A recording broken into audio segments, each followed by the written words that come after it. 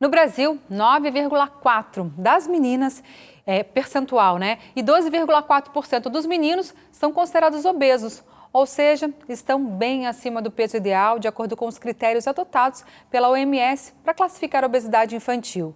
Esse é um problema de saúde pública e o controle começa dentro de casa. Para a gente saber mais sobre esse assunto, nós convidamos a doutora Ana Karina, que é endocrinopediatra e vai falar diretamente para os pais e responsáveis das crianças. Boa noite, doutora Ana. Bem-vinda ao Revista. Boa noite a todos os telespectadores. Doutora, quais as principais causas da obesidade? O problema pode começar na gestação, por exemplo? Sim, na maioria das vezes, durante a gestação, se a mãe ganhar muito peso, esse bebezinho ele já nasce com uma quantidade muito grande de células adiposas, né? Essas células adiposas, que são as células de gordura, são células que a gente não elimina durante a vida, né? Na primeira infância, se ele tiver uma alimentação introduzida antes dos 6 meses de idade, ou introduzida de forma errada, usando espessantes em mamadeira, usando açúcar onde não deveria, ele perpetua ainda mais essa obesidade. E se a gente daí, na escola, tem pouca atividade física, né? A gente só tem, na maioria das vezes, uma aula de educação física na semana. Se em casa os pais não estimularem essa criança a fazer atividade física e tiverem uma alimentação muito centrada no industrializado e no hipercalórico, essa criança muito provavelmente vai ser uma criança obesa, um adolescente obeso e, consequentemente, um adulto obeso. Sem dúvida. E como você falou, muitas mães aí desejam ver os bebês começarem a comer alimentos sólidos mais cedo do que precisam, né? Isso pode não ser bom. A interrupção do aleitamento pode contribuir para desenvolver a obesidade infantil? Com certeza. A gente fala que o aleitamento materno exclusivo até o 6º mês de vida é a principal arma que a gente tem para a prevenção da obesidade. Porque o leite materno, ele é adequado para o bebê, né? Ele tem a concentração de água ideal, de gordura ideal, de carboidrato ideal e também de proteínas ideal para o bebê, né? E o leite anterior, ele mata a sede da criança e passa para a criança os anticorpos da mãe. E o leite posterior, que é o do finzinho da mamada, é que tem gordura e que sustenta. Se a gente comparar o leite materno com as fórmulas que a gente tem no mercado, as fórmulas elas não têm essa divisão. Então elas são só caloria, né? E só carboidrato, gordura e proteína. Então, como a gente não tem essa divisão e ela normalmente é mais calórica que o leite materno, a introdução dessa fórmula e o não aleitamento materno é uma grande dificuldade mesmo para a criança não desenvolver obesidade, né? Bem ou mal, ela vai ficar acima do peso. Se não for só naquela época, vai ser por toda a vida. É verdade. E a gente às vezes acha muito bonitinho um bebê gordinho, né? Mas é uma questão de saúde pública, uma saúde que vai refletir, inclusive, na vida adulta dessa criança, né? Agora, como os pais podem monitorar e manter o peso ideal dos filhos?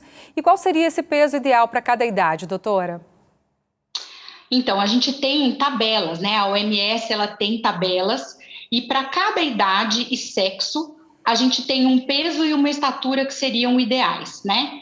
Quando a gente fala de obesidade, a gente usa o IMC, que é o índice de massa corporal, né? Que é o peso dividido pela altura ao quadrado.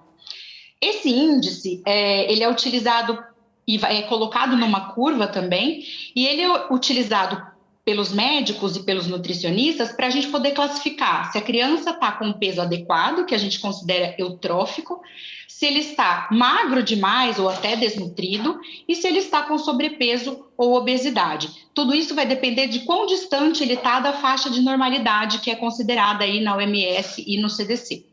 Você já mencionou isso também, mas o uso desenfreado aí dos aparelhos eletrônicos pode contribuir para o sedentarismo, né, e, consequentemente, a obesidade desses pequenos. Então, o que fazer, doutora? Foi muito triste durante esses 2 anos de pandemia, porque acabou que todo mundo teve que ficar em casa e as crianças foram privadas de atividade física e lazer ao ar livre, né? Então, elas ficaram, assim, exclusivamente em frente à TV. O fato de ficar um tempo de tela muito elevado, além de, se esse tempo de tela for na hora da refeição da criança, a criança não presta atenção no que ela está comendo. Então, aí, normalmente, ela come mais do que ela deveria e ela não tem essa sensação de saciedade. Se a gente estiver utilizando esse tempo da criança na tela, em vez de estar fazendo atividade física e ao ar livre, a gente percebe que há uma redução do gasto calórico. Então, se a gente aumenta o consumo, porque está em casa sem fazer nada, e não põe a criança para poder fazer atividade física, a gente vai ver aí pelos próximos anos uma enxurrada da pandemia muito maior essa obesidade do que antes. É verdade. Inclusive, um beijo para essa mocinha linda que está aí atrás, né? Doutora, quais os principais riscos da obesidade infantil? Bom, a obesidade infantil, os riscos maiores são, na própria infância, o bullying na escola, problemas ortopédicos e de articulação, porque as articulações não foram projetadas para suportar aquele peso.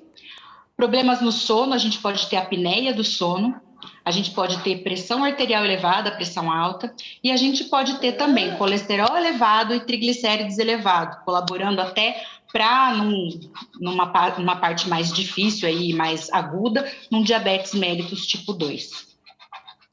Agora vamos falar de solução, doutora. Que tipos de tratamento podem ser feitos após constatar a obesidade numa criança? Qual o seu principal conselho aí para os pais para a gente encerrar? A base do tratamento da obesidade infantil é a mudança do estilo de vida. Então, não dá para a gente continuar fazendo a mesma coisa e querer resultados diferentes. Então, é colocar essa criança para brincar ao ar livre, para ficar menos tempo de tela, para praticar atividade esportiva. Eu falo esporte porque eu acho que a gente tem que estimular a criança a praticar esporte. E tentar ter uma alimentação mais regrada. Menos pacotinho, menos industrializado e mais legume e verdura, mais feira. Então, essa é a base. Poucas são as crianças que vão precisar de tratamento medicamentoso. A maior parte, com essa mudança do estilo de vida, a gente já consegue uma grande melhora nesse percentual de gordura do corpo e já consegue, pelo menos, normalizar esse IMC. Certo, doutora. Eu gostaria de agradecer muito a sua participação aqui, trazendo tantas informações para a gente, úteis, né? Porque como eu falei aqui, a gente vê um bebê lindo, gordinho, mas não percebe que isso pode refletir no futuro dela e trazer tanto prejuízo, né? Um abraço para você, para essa mocinha aí também. Tudo de bom. Obrigada. Boa noite. Boa noite.